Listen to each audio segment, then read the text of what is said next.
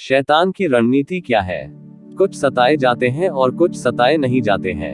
यीशु ने क्यों कहा कि कोई दास अपने स्वामी से बड़ा नहीं होता? यदि उन्होंने मुझे सताया तो वे तुम्हें भी सताएंगे। लूसीफर दुनिया के शासक ने कानूनी रूप से अन्यायपूर्ण प्रणालियों को स्थापित करके ग्रह को दूषित कर दिया। एक धोखेबाज का लक्ष्य पृथ्वी पर सभी को धोखा देना होता है। अब यहाँ प्रश्न उठता है, वो निर्दोष मसीहियों को क्यों सताता है जो नया जन्म पाए हैं? क्योंकि वे परमेश्वर के वचन के अनुसार चलते हैं। जब आप अपने आप को भ्रष्टाचार या शैतान की व्यवस्था से दूर रखते हैं, जो मूल रूप से धन पर आधारित है, तो पूरी दुनिया उसका अनुसरण करती है। लूसीफर सेना तब केवल और केवल सच्चे विश्वासियों को लक्षित करती है। उसने निर्दोष लोगों को सताने के लिए, दूसरों को हेरफेर करने के लिए अपने समूह के लोगों का इस्तेमाल किया, क्योंकि उनमें से कई उस समूह से जुड़े हुए थे और विश्वासियों के साथ बातचीत की जब उसने पहली बार विश्वासियों को सताना शुरू किया, बाहरी लोगों से नहीं। यदि आपका नाम सूची में आता है तो आप शैतान के शीर्ष 10 शत्रुओं में से एक हैं। यीशु ने कहा, मुझ में एक हो जाओ और सच्चाई और प्रेम से एक दूसरे से प्रेम करो। इसके लिए यह आवश्यक नहीं है कि आप ऐसी किसी भी चीज से हाथ मिलाएं जो परमेश्वर के वचन के विरुद्ध हो। केवल तृत्व परमेश्वर का पालन करें। परमेश्वर अपनी इच्छा प्रकट करता है, वह कभी किसी को अपनी इच्छा के लिए विवश नहीं करता। ईश्वर के विचार और संसार के विचार अलग अलग हैं। बाइबल क्या कहती है? 2 तीमुथियुस अध्याय 3 पद 12। हर कोई जो मसीह यीशु के साथ एक धर्मी जीवन जीना चाहता है, सताया जाएगा। तो उसके तीर कैसे हैं? पहले वह परमेश्वर के बच्चों के खिलाफ सभी झूठ की कहानी बनाता है, और वहां लोग अपनी टीमों में सूचनाओं को प्रसारित करेंगे। वे परमेश्वर के बच्चों के खिलाफ मिथक बनाने के लिए व्यवस्थित रूप से काम करते हैं, और उनके एजेंडा है कि हर किसी को झूठ को सच मानना। अब संसार ऐसे लोगों के समूह को तुच्छ समझने लगा है जो शैतान के वश में तो है, परंतु जो अपने आप को धर्मी मानते हैं।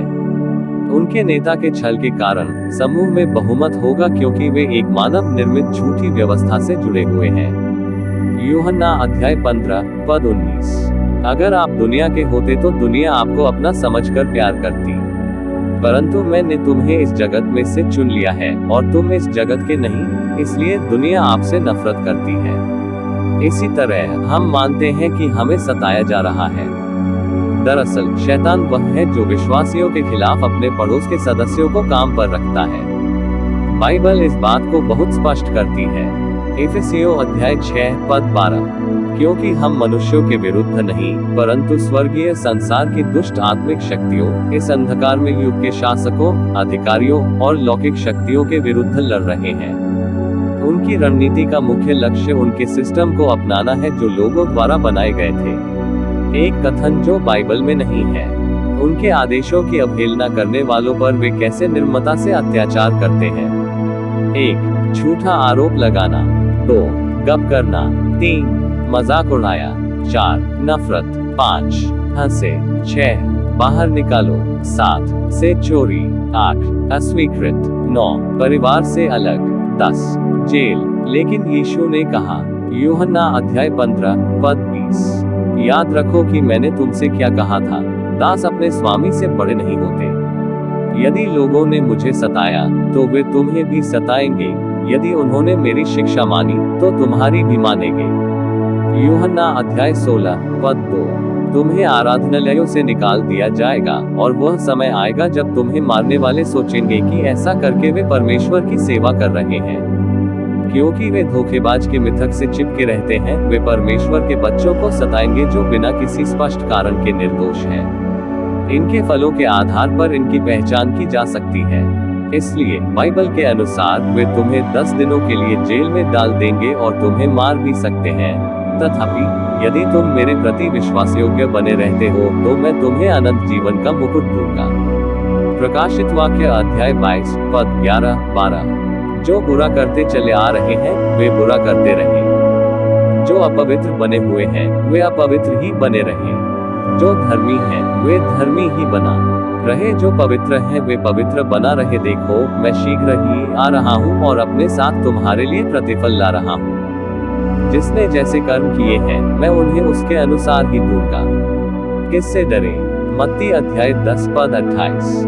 उनसे मत डरना जो शरीर को घात करते हैं, पर आत्मा को घात नहीं कर सकते, बल्कि परमेश्वर से डरो, जो शरीर और आत्मा दोनों को नरक में नाश कर सकता है। मत्ती अध्याय 5 पद 11-12।